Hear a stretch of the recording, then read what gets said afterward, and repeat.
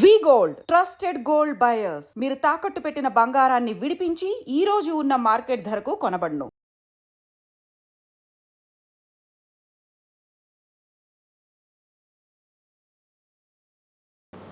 కాబట్టి ఈ మూడు విషయాలు అయిపోయి నాలుగవ విషయం ఏదైతే మనం చేయకూడదో ఇలిసిట్ సెక్స్ అని అంటారు, వ్యభిచారము అని అంటే పురుషులు స్త్రీలు పురుషులు.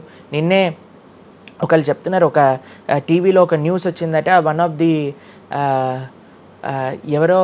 ఆఫ్ ది మోస్ట్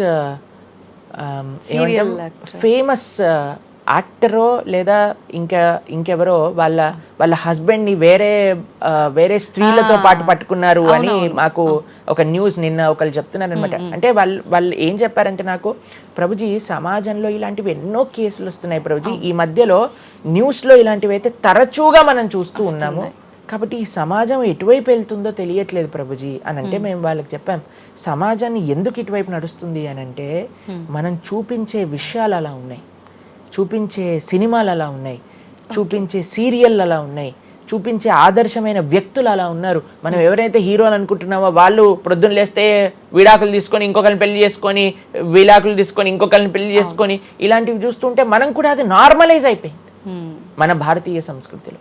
కానీ ఎక్కడైతే ధర్మం ఉంటుందో, రాముడు ఆదర్శంగా ఉన్న వ్యక్తి ఎప్పుడు అలాంటి తప్పు చేయలేదండి. ఎందుకంటే రాముడు ఏకపత్ని వ్రతుడు. ఎంత కమిట్మెంట్ ఉండాలి భార్య పట్ల, భర్తకు కూడా అలానే అండి.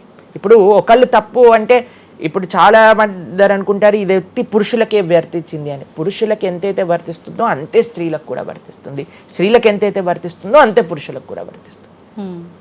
కాబట్టి ఈ నాలుగు చాలా జాగ్రత్తగా ఉండాలి. పరస్త్రీ సంఘము, పరపురుష సంఘం, వీటి నుంచి చాలా జాగ్రత్తగా ఉండాలి.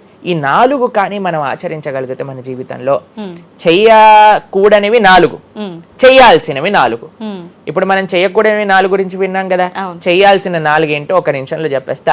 మంచి భక్తుల యొక్క సాంగత్యం, మంచి పుస్తకాలు చదవటం, భగవన్నామాన్ని జపం చేయటం, మంచి ఆహారాన్ని స్వీకరించటం. ఈ 4 చేస్తే మనం డైరెక్ట్గా భగవంతుడి యొక్క శ్రీచరణాల దగ్గర ఉంటాం అనమాట. ఓకే, ఇవన్నీ జరగాలి అని అంటే మనం ఆధ్యాత్మికం వైపు మన మనసును మళ్ళించాలి.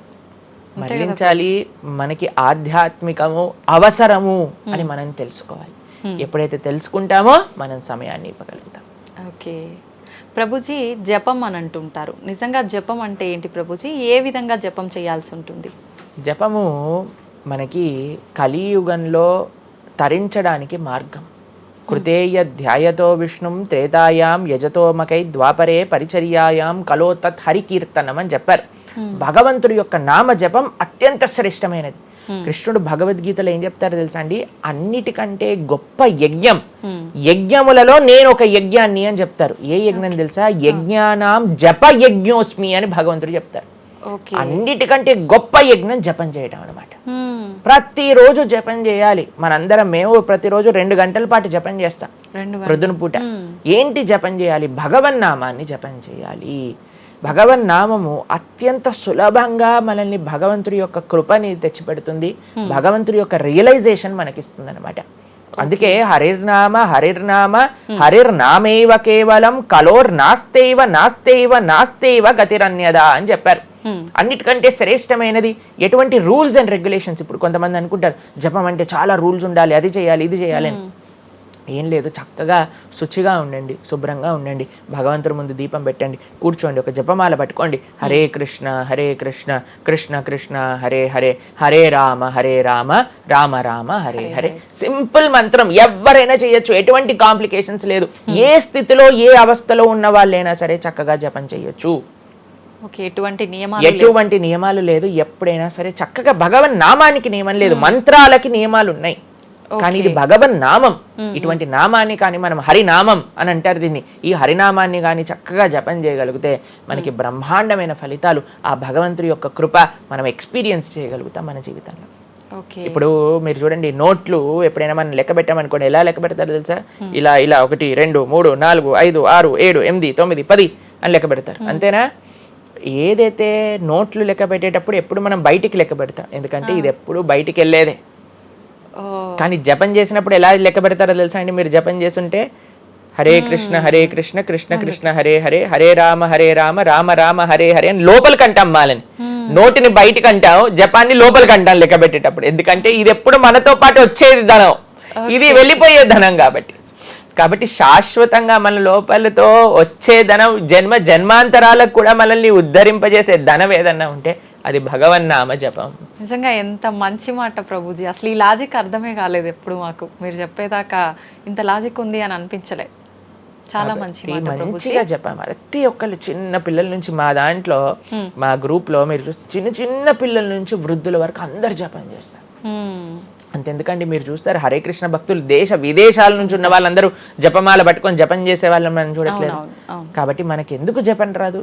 టైం వస్తుంది, టైం ఉంది. ఎక్కడెక్కడ టైం వేస్ట్ చేస్తున్నామో తెలుసుకుంటే ఎక్కడ దాన్ని యూటిలైజ్ చేయాలో తెలుస్తుంది.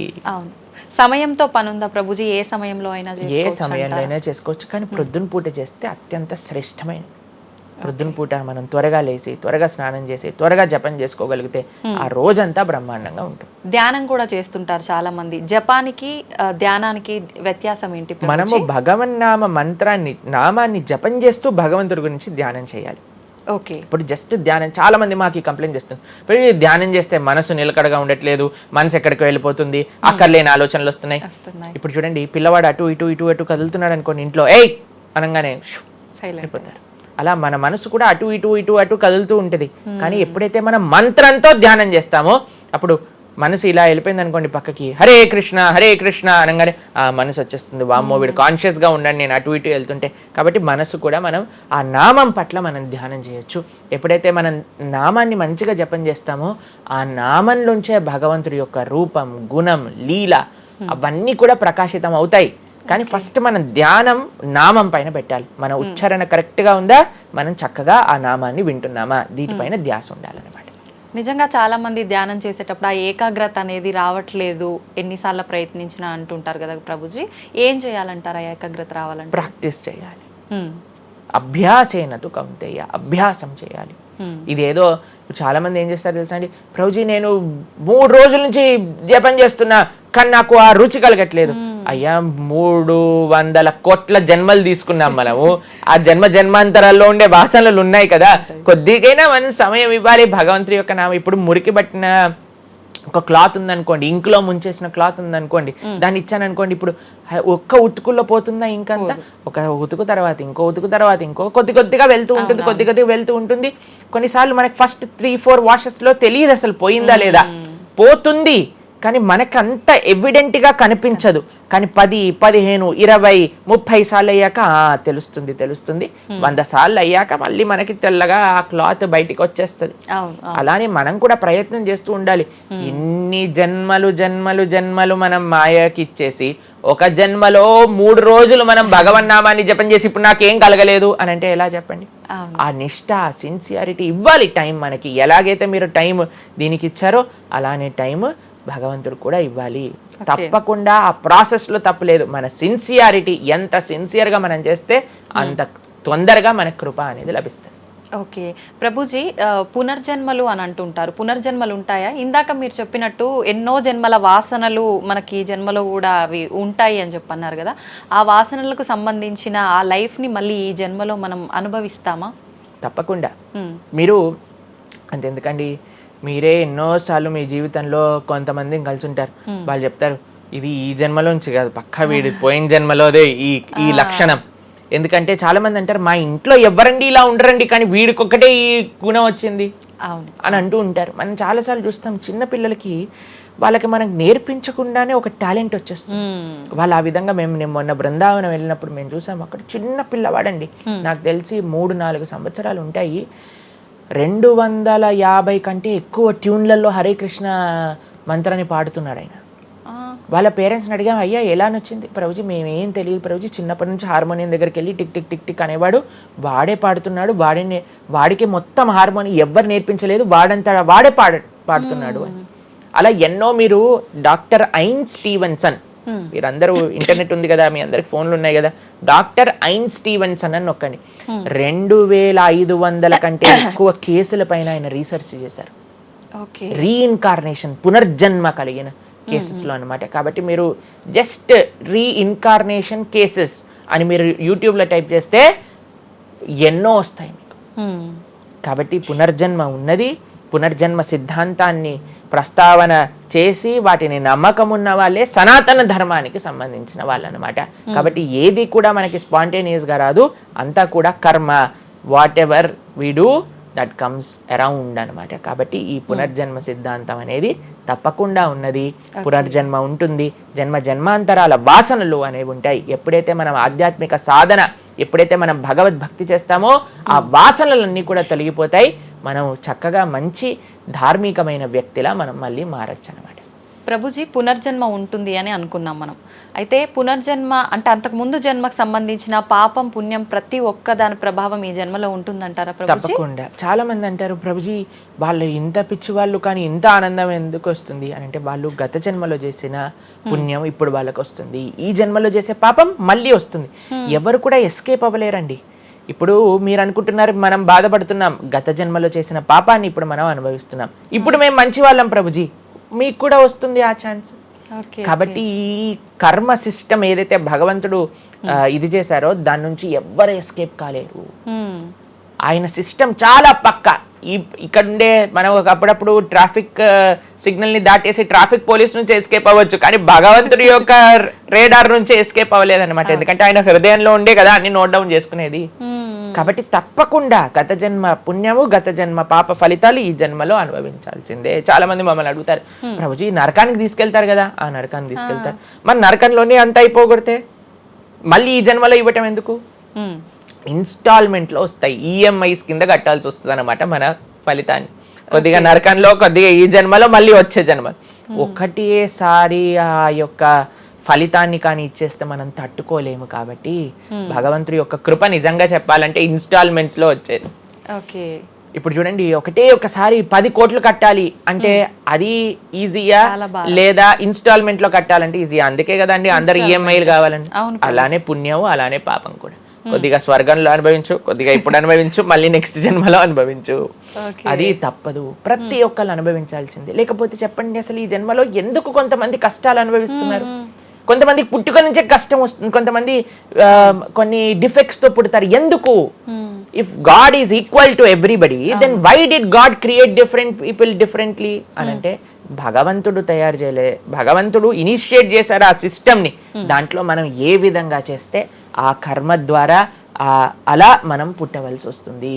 కానీ మనము పాస్ట్ గురించి చింత, అయ్యో ఎన్ని పాపాలు చేశానో నాకు ఇది వస్తుంది, దీని గురించి చింత చేయకండి. అయ్యా నేను ఫ్యూచర్లో ఇది చేసి నేను ఇలా చేయబోతుంది, దాని గురించి ఇప్పుడు నీ దగ్గర సమయం ఉంటే నువ్వు ఇప్పుడు ధర్మాచరణ చెయ్యి, ఇప్పుడు భగవంతుడిని ఆశ్రయించు, ఇప్పుడు ధార్మికంగా ఉండు. భగవంతుడు దీన్ని రెండింటినీ తీసేస్తారా, ఆయన యొక్క లోకానికి మనం వెళ్ళవచ్చు. కాబట్టి భగవంతుడు అదే చెప్పారు, సర్వధర్మాన్ పరిత్యజ్య మామేకం శరణం వ్రజ అహం త్వాం సర్వ పాపేభ్యో మోక్షయిష్యామి మా శుచ. ఇది భగవంతుడు ఇచ్చిన ఒక ఆశ్వాసన భగవద్గీతలో. అన్నిటినీ వదిలిపెట్టేసాయి, అన్ని రకాల చెడు వస్తువుల్ని, అన్ని రకాల మంచి, నువ్వు నాకు శరణు వేరు, నేను నీ పాప పుణ్యాలు మొత్తం తీసేస్తాను. యద్గత్వా న నివర్ధంతే తద్ధామ పరమం మమ. భగవంతుడి దగ్గర నుంచి చేరుకున్నాం అనుకోండి, మళ్ళీ ఈ ప్రపంచంలో ఈ యొక్క కష్టాలు ఉండే ఈ నేలపైన మళ్ళీ రావాల్సిన అవసరం లేదు. స్వామితో బ్రహ్మాండంగా స్వామి యొక్క సేవలో సుఖంగా ఉండొచ్చు మనం.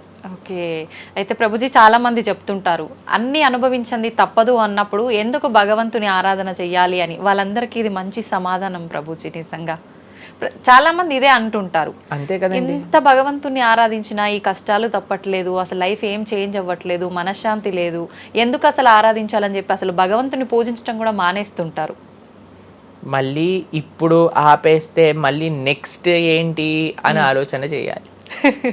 కాబట్టి ఇప్పుడుండే వాటితో మనం ఇది చేసామనుకోండి, ఇంత ధర్మాచరణ కూడా ఆపేశారనుకోండి, ఇంకా ఆ పుణ్య పాప ఖాతాలు అలానే పెరిగిపోతూ ఉంటాయి. కానీ చివరికి వచ్చేది ఈ ప్రపంచంలోకే కదా. కాబట్టి మనకి చెడు చేయటం పనికిరాదు, కేవలం మంచి చేయటం కూడా పనికిరాదు. భగవద్భక్తి అన్నిటికంటే టాప్ మోస్ట్. కాబట్టి మనం ధార్మికంగా ఎంత భగవద్భక్తితో ఉంటే అది మనకి అంత మంచిది. ప్రభుజీ, కర్మ సిద్ధాంతం అన్నారు కదా, అసలు కర్మ సిద్ధాంతం అంటే ఏంటి ప్రభుజీ? ఏం చెప్తోంది అసలు? మనం చెయ్యంది మనకి రాదు, మనం చేసింది తప్పకుండా మనకు వస్తుంది. ఇదే కర్మ సిద్ధాంతం. Every action has equal and opposite reaction. ఇలా అయితే ఈ లా ఉందో అదే కర్మ సిద్ధాంతం. అంటే నువ్వు చేసింది ఏదైనా సరే ఆ యొక్క ఫలితం నుంచి తప్పించుకోలేవు. తర్వాత ఏదైతే నువ్వు చేశావో దాని నుంచి తప్పించుకోలేవు. మంచి అయినా చెడైనా మొన్న అయింది నీకు ఈ రోజు వస్తుంది, ఈ రోజు చేసిన దానికి రేపు వస్తుంది. ఇదే కర్మ సిద్ధాంతం అంటే. కాబట్టి ఎప్పుడు ఇది మన మనసులో ఉండాలి. అరే ఈ రోజు నాకు ఏదైనా బాధ ఉంటే నేను ఏదో చేశానేమో, కాబట్టి ఏదో చేశాము అయిపోయింది, ఈ రోజు ఈ కష్టం వచ్చింది, కృష్ణ నువ్వు నాకు శక్తినివ్వు ఈ కష్టాన్ని ఎదుర్కోవడానికి. ఇప్పటి నుంచి నేను ఇలానే మంచిగా ఉంటాను, ఎప్పుడూ అధర్మం వైపు వెళ్లకుండా ఉంటాను, స్వామి నువ్వే రక్ష అని ఆ ధర్మ చింతన ముందుకు తీసుకెళ్ళటం. ఇప్పుడు కానీ మనం ఆ ధర్మ సంకల్పం చేసుకుంటండి రేపటి రోజున. మరి చాలా మంది అంటే రేపు ఎవరు చూసారో లేదో, అయ్యా రేపు ఎవరు చూసారో లేదో అని కానీ మీ పిల్లవాడు చెప్పి నేను ఇప్పుడు కష్టపడను, రేపు నాకు ర్యాంక్ వచ్చాక నాకు ప్లేస్మెంట్ వస్తుందో లేదో నాకేం గ్యారంటీ ఉంది కాబట్టి నేను చదవను అన్నాడు అనుకోండి, ఏం చెప్తారు మీరు? నాన్న నువ్వు ప్లేస్మెంట్ గురించి బాధపడకు, ఫస్ట్ నీ కర్తవ్యం చదవటం నువ్వు చదువు, దాని తర్వాత నీకు వస్తే వస్తుంది, నీ జీవితం సెటిల్ అవుతుంది. అంతే కదండి. మనం కూడా లేదు రేపు పొద్దున ఎవరు చూశారు స్వర్గాన్ని నరకాన్ని కాబట్టి నేను ఇప్పుడు ధర్మాచరణ చెయ్యను అని అంటే మీ పిల్లవాళ్ళు కూడా ఎక్కడైతే చదవను అని అంటారో అలానే మనం కూడా తయారవుతాం. చాలా మంది అండి పెద్దవాళ్ళు పిల్లలకి మాత్రం మంచి నీతులు చెప్తారు, కానీ వాళ్ళ దగ్గరకు వచ్చేసరికి వాళ్ళు ఆచరించడానికి రెడీగా ఉండరు అనమాట. కాబట్టి మీరు ఒక్క విషయాన్ని ఆలోచించండి, మీరు ఏం చెప్తున్నారో అది మీరు ఫాలో అవుతున్నారా? పెద్దలు ఫాలో అవుతేనే అది పిల్లలు ఆచరిస్తారు, లేకపోతే ఆచరించరు. పిల్లలకి స్కూల్ ఎలానో మనకి భగవంతుడి యొక్క సృష్టి చేసిన ఈ ధర్మం అలాంటి. కాబట్టి ఈ రెండిట్లో మనం చాలా జాగ్రత్తగా ఉండాలి. ప్రభుజీ చాలా మంది ఏ పని చేయాలన్నా కూడా ముందు వెనుక ఆలోచించి ప్రతిదీ జ్యోతిష్యాన్ని పట్టి దాని ప్రకారంగానే పనులు చేస్తూ ఉంటారు. నిజంగా జ్యోతిష్యాన్ని నమ్మొచ్చు అంటారా? జ్యోతిష్యం 100% కరెక్టే, కానీ జ్యోతిష్యాన్ని నువ్వెంత సీరియస్గా తీసుకోవాలి అది ఆలోచించాల్సిన విషయం. జ్యోతిష్య శాస్త్రం అది, శాస్త్రం ఎప్పుడూ కూడా కరెక్టే, కానీ మనకి ఎంత అవసరం అది. ప్రతిరోజు ప్రొద్దున లేవంగానే రాశి ఫలాలు ఏమైపోయాయి అని కొంతమంది చదువుతూ ఉంటారు. ప్రతి చిన్న విషయానికి ఈ రోజు ఏమైంది, ఈ రోజు ఎలా ఉంది, ఆ రోజు ఎలా ఉంది, సండే పేపర్లో వచ్చింది ఇంకా ఈ వారం ఎలా ఉండబోతుంది, ఇవన్నీ నీకు అవసరం లేదయ్యా. నువ్వు ధర్మాచరణ చెయ్యి, భగవంతుడి పట్ల నమ్మకం పెట్టుకో, ఆయన చూసుకుంటాడు. భక్తులు ఎవరు కూడా అలాంటి విషయాలని సీరియస్గా తీసుకోరండి.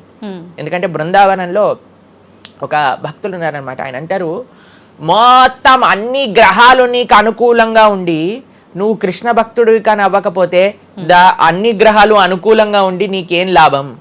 తర్వాత అంటాడు, అన్ని గ్రహాలు ప్రతికూలంగా ఉండి కానీ నువ్వు కృష్ణ భక్తుడు అయితే ఏవి నిన్ను ఏం చేయలేవు. ఎందుకంటే భగవంతుడు అలాంటి రక్షణ ఇస్తాడనమాట మనకి. భగవంతుడి దగ్గర ఆ శక్తి ఉన్నది. కాబట్టి మనము దేన్ని ఎంత సీరియస్గా తీసుకోవాలి? మనకి కావాల్సినది ఆధ్యాత్మికత, భక్తి.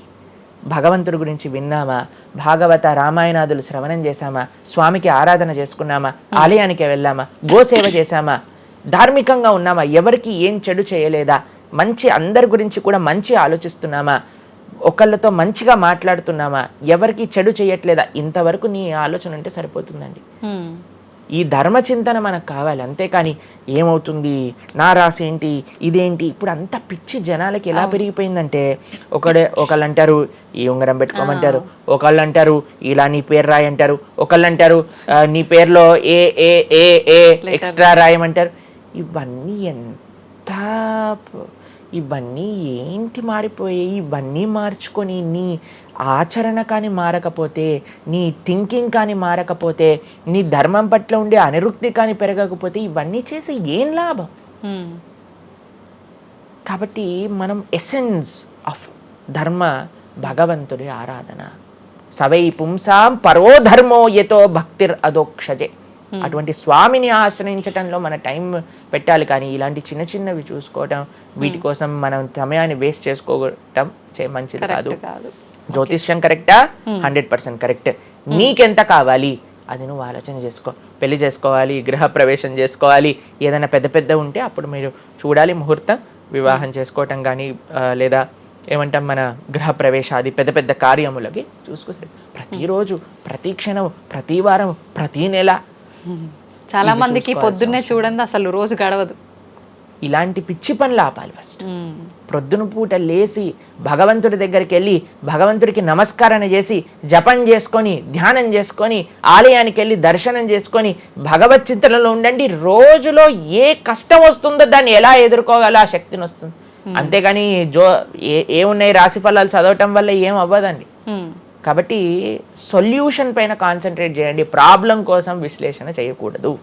ఓకే ప్రభుజీ, చాలామంది ఇంట్లో నెగిటివ్ ఎనర్జీస్ ఉన్నాయి, దయ్యాలు తిరుగుతున్నాయి, లేదంటే ఎవరైనా ఒక పర్సన్కి దయ్యం పట్టింది అని చెప్పి చాలామంది ఎవరు ఇట్లా పంతుళ్ళు అట్లాంటి వాళ్ళ దగ్గరికి, మాంత్రికుల దగ్గరికి తీసుకెళ్ళడము, వాళ్ళు వదిలిస్తారని చెప్పటము, ఆ దయ్యం వీళ్ళని చాలా పీడిస్తుంది అని చెప్పడం, ఇలాంటివి చాలా వింటుంటాము సహజంగా.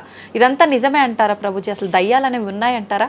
ఆత్మలు, దయ్యాలు ఇవన్నీ ఉన్నాయండి, అది లేవు అని చెప్పలేము, ఉన్నాయి తప్పకుండా. ఎలా అయితే మీరు నెగిటివ్ ఎనర్జీ అంటారు కదా, నెగిటివ్ ఎనర్జీ ఎక్కడికి వస్తుందో తెలుసా అండి? నెగిటివ్ పీపుల్ దగ్గరికి వస్తుంది. ఎవరైతే ఎమోషనల్గా, ఎవరైతే స్పిరిచువల్గా, ఎవరైతే ఫిజికల్గా వర్నలబుల్గా ఉంటారో వాళ్ళ దగ్గరికి వస్తుంది. ఎవరైతే ఇంట్లో భగవద్ ఆరాధన ఉండదో, పూజ రూమ్లో ఏమీ లేకుండా చాలామంది, ఇప్పుడు మాకు చాలా విచిత్రం అనిపిస్తుంది కొన్నిసార్లు, మాకు ఈ ఇంటర్నెట్లో వీడియో చూసినప్పుడు వీళ్ళు చర్చ్లో ఉండే వాళ్ళందరూ దయ్యాలను వదిలిస్తూ ఉంటారనమాట. మాకు చాలా ఆశ్చర్యం ఏంటంటే వీళ్ళకే ఎందుకు దయ్యాలు పడుతున్నాయి అని. కాబట్టి ఎందుకు దయ్యాలు ఎవరైనా పర్సనాలిటీస్లోకి వెళ్తాయో తెలుసా అండి? ఎవరైతే క్లీన్లీనెస్ మెయింటైన్ చేయరో, ఓకే, ఎవరైతే సమయానికి స్నానం చేయటం కానీ, సమయానికి శుచిగా శుభ్రంగా ఇల్లు శుభ్రంగా ఉంచుకోవటం కానీ, దేవాలయంలో భగవంతుడి యొక్క మూర్తులకి చక్కగా ఆరాధన చేసి ధూపం, దీపం, నైవేద్యం, తోరణం, ఉత్సవాలు, పండగలు, యజ్ఞాది యాగాదులు ఇవన్నీ ఉన్న చోట ఎప్పటికీ నెగిటివ్ ఎనర్జీ అనేది ప్రవేశించలేదు. ఓకే. కానీ ఎక్కడైతే జనాలు డిమ్గా, డల్గా, ఎటువంటి వైబ్రెన్స్ లేకుండా ఎప్పుడు ఎమోషనల్ వర్నలబుల్గా బాధల్లో ఉంటూ, ఏ ఆధ్యాత్మికంగా లేకుండా, ఇల్లంతా గందరగోళంగా చెత్త చెదారంతో, ఎప్పుడైనా సరే ఫ్రెష్ ఫుడ్ కాకుండా స్టేల్ ఫుడ్, బయట సోర్స్ తెలియని ఫుడ్ వాటిని తినటం వల్ల అలాంటి మెంటాలిటీస్, అలాంటి నెగిటివ్ ఎనర్జీ ఈజీగా ఇటువంటి నెగిటివ్ ఎన్వైరన్మెంట్లోకి వచ్చేస్తుంది అనమాట. ఓకే. కానీ ఎప్పుడైతే మనం వైబ్రెంట్గా భగవన్నామ చక్కగా బొట్టు పెట్టుకొని చక్కగా మంచిగా సాంప్రదాయంగా రెడీ అయ్యి, చీర సాంప్రదాయం, మన సాంప్రదాయం మన చీర అండి, భారతీయత. మగవాళ్ళైతే ధోతి కుర్తా, ఇంతకుముందు ఉండేది శిఖ. ఎంత చక్కగా బొట్టు పెట్టుకొని చక్కగా అలంకరణ చేసుకొని ఇంట్లోకి వెళ్ళంగానే అసలు ఆ ధూపం యొక్క సువాసన వచ్చి చక్కగా పసుపచ్చతో మన గడప నుంచి స్టార్ట్ చేస్తే పైన తోరణం, కింద ముగ్గులు. అసలు ఒక సనాతన సాంప్రదాయం, ఒక హిందువు యొక్క ఇంటికి వెళ్తే ఏ దయ్యం అలాంటి ఇంట్లోకి వెళ్ళగలుగుతుంది చెప్పండి? మన సినిమాలలో మీరు చూసి ఉంటారు, దయ్యాలు ఎక్కడుంటాయి? పాతబడ్డ బంగ్లాలలో, ఎక్కడో క్లోజ్ చేసిన గెస్ట్ హౌస్లలో ఉంటాయి, అంతేనా? నిజం ప్రభుజీ. ఏదైనా దేవాలయంలో దయ్యం ఉండటం మీరు చూసారా ఎక్కడైనా? ఎందుకు ఉండదు? ఎందుకంటే అక్కడ భగవద్ ఆరాధన జరుగుతుంది కాబట్టి.